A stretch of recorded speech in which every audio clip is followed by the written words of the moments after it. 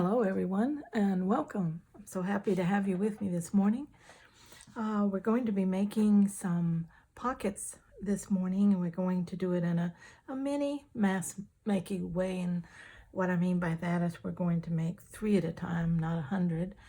But this is an easy way to make multiple ones using fabric scraps and paper. And for you that do not sew, you can duplicate any of this with paper. You don't have to use fabric, but still it's an easy way to make 3 at a time. And the reason I like this method is because most of the time when I'm theming a journal, it's themed around certain things like subjects or colors or things like that. So when I have pockets and embellishments, while I don't want them to look exactly alike all the way through the book, I do want some things that coordinate through the book so they have similar looks and colors. And so that's why I like to make multiples of things, embellishments, so that when I do have a book that I want to put it in, I have a coordinated elements. So today I'm going to show you 3 that I'm working on. These are cards, pockets, tags, whatever you want to make out of them. Okay, these are 3 by 1, 2, 3, 4, 5.5. They're all 5.5 tall, and this one's 3 inches wide.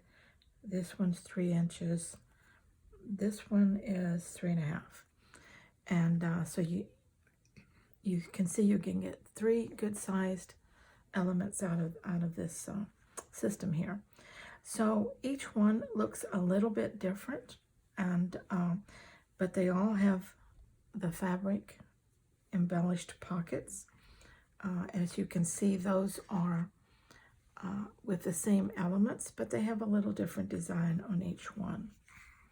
Okay, so how do I create these like that? Well, let me show you. First of all, get a piece of cardstock. It doesn't have to be super heavy, but definitely heavier than just regular scrapbook paper that you would use. Okay, just a piece of cardstock. Then I turn it up 2.5 inches to make my pocket area. Okay, then I decide how much depth I want. This one is a little too long, so I'm going to take a little bit off of that, probably maybe around 3/4 of an inch. That looks to me like a better situation, maybe a 1/2 inch. Give me a little bit more in case I want to do a tag. I have that extra space at the top. So let's take a 1/2 inch off this and get these down to where we want them. Okay. So this is what I would start out with. I turn it up 2.5 inches, and I'm using the long side so that I can get more cuts out of it. And this I'm going to get, 3 pieces. So I've turned it up 2.5 inches. Now, to get the fabric embellishment, what I do is I open it up, and then I simply start designing here. I will get some fabric. Excuse me, knocking you around. I will start laying out some fabrics on that part, and just auditioning different things on there so that I can begin to see what I might like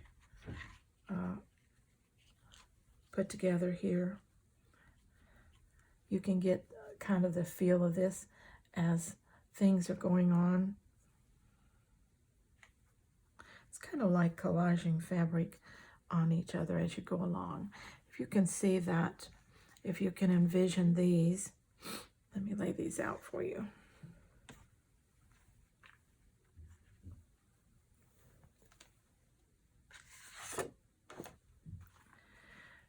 These were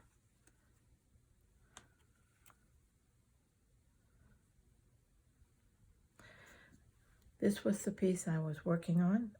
I laid some fabric, I laid some lace, I laid bits and pieces of other fabrics, and then I laid some yarn on top of that, okay?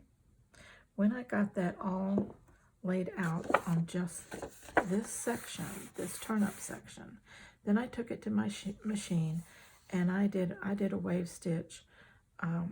You can zigzag, you can straight stitch, you can stitch it however you want to. I do a wave stitch because it catches more the first time. I finish in a zigzag stitch. So I lay it all out at one time along here and sew this whole thing, okay? So that when I'm through doing that, then I can just cut it into 3 sections. I just take it, measure what I want, cut it into 3 sections.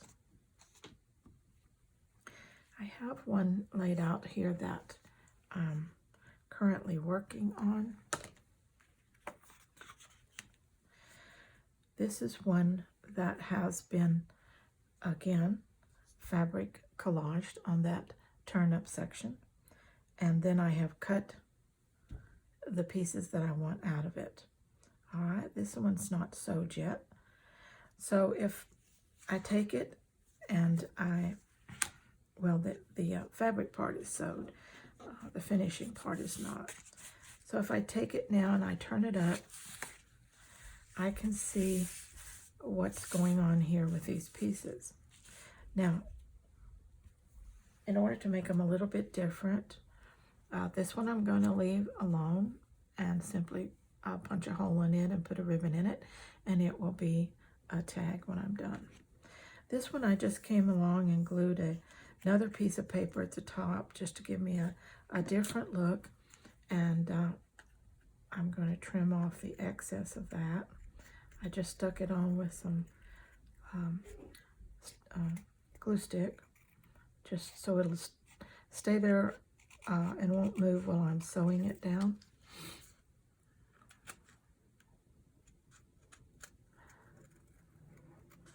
Just trim off the edges. Okay, so that gives that one a different look. And you can envision sticking things in here that each one will end up with a little different look to it. This one, I took just some corner pieces of paper and put them on, just glued the very edge where I'm going to sew, and those will be ready. Now in these, I think I'll put some paper element over the top. I'm thinking about maybe this right about there. Maybe a ticket tag right in there. Or I might do these opposite. Yes, that allows that to. I like that better. Just kind of audition it, test it out, see what you like. But I think that would be good, don't you, to do that. So I'm going to go to the machine and I'm going to sew this down, and then I will come back and show you what this looks like. Well, I have them sewed now, and we can look at how they look. Our tag pocket here has a wording situation there. Now on each of these, I inked them with a little different color ink. This one's got some purple inks, which I also put on some of the fabrics, and then of course around, and then a little bit of black ink to emphasize the edges. And this one has a little bit of let's see, it's the Spiced Marmalade by Tim Holtz on the fabrics and inner areas, also around the edge, and some black to emphasize the outside edge. Okay, and then this one has the green. Let's see, this one is a crushed olive that I put around on the inside, around the outside edges, and then came around with some walnut stain on the outside. So each one has a little different stain combination. And so even though we started with a mass making situation where we ran the whole fabric down the turned up section of our cardstock, then turned it over and then cut it into 3 sections. When we got through, the way we decorate them, the way we stain them, also now gives it a little different look. It would be hard to say that all this came out of one continuous piece of fabric trim, but it did. And so you could see how that would work. Now that would be a nice coordinated set for a book where these color tones and look would match. And so that's an easy way to get a multiple set of pockets and ephemera out of just a folded piece of cardstock. And especially, of course, I love fabric. Again, if you don't sew, you don't have fabric, you can do all this with paper and do the same thing in the same techniques. Change up your inks a little, combinations a little bit.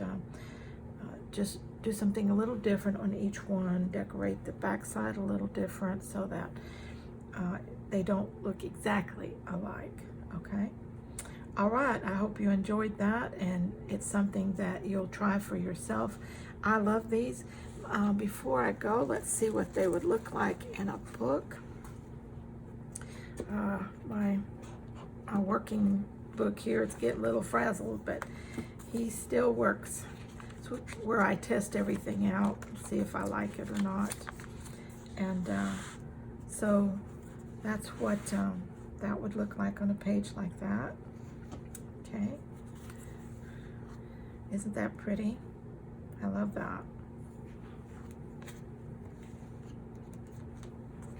Oh, nice statement.